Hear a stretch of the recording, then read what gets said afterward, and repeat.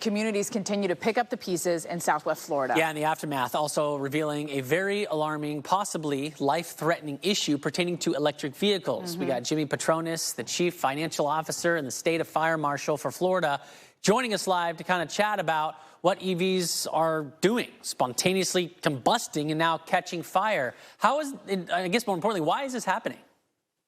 So a unique storm event, nothing like this has ever been done. 7,000 EVs in the 3 county areas that were experiencing the flooding. So enormous amount of flood, an emerging technology. And I guarantee you, none of these manufacturers have ever sat down and said, let's take one of our EVs and submerge it in salt water for 6 hours and see what happens. This is exactly what we're seeing right now. It's like a real-time experiment. And as we're seeing now, we've got 8 documented EVs that have caught fire directly due to storm surge and saltwater intrusion. And unfortunately, there's over 160 that have had insurance claims that ultimately might end up in somebody's hands. These things can be ticking time bombs. So what exactly is happening? Is it getting like corroded by the salt water and then it sparks the fire? So we reached out to NHTSA. NHTSA is the federal governing body over this particular form of regulation. By their own attestation, by our own questions, we brought up our concerns regarding saltwater intrusion. Saltwater is an incredible conductor. You think of all the minerals that are in salt water, and as you've got all those minerals in place, they will then dry in certain ways where it will short the battery. And then once that battery hits a certain temperature, it self-ignites.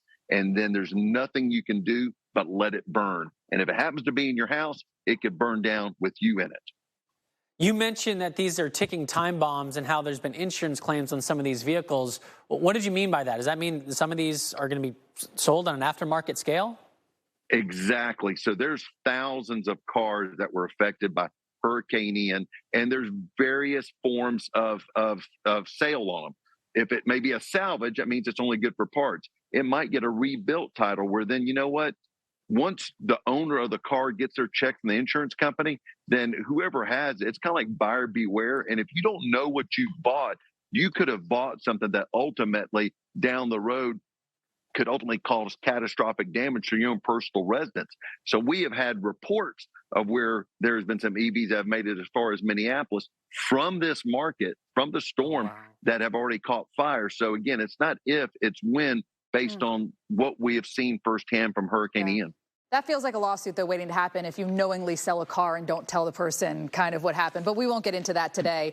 Let's talk about why it's so hard to put these fires out. Is there anything, you said they just burned to the ground. There's nothing you can do to stop these fires?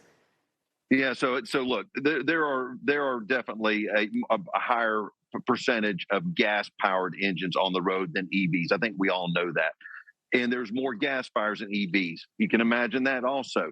But here's the problem. An EV, because that lithium-ion battery, there's nothing you can do. A gas car, once it catches fire, is about 1,500 gallons of water. An EV, it could be anywhere from 10 to 20,000 gallons of water, because all you can try to do is just keep the fire contained.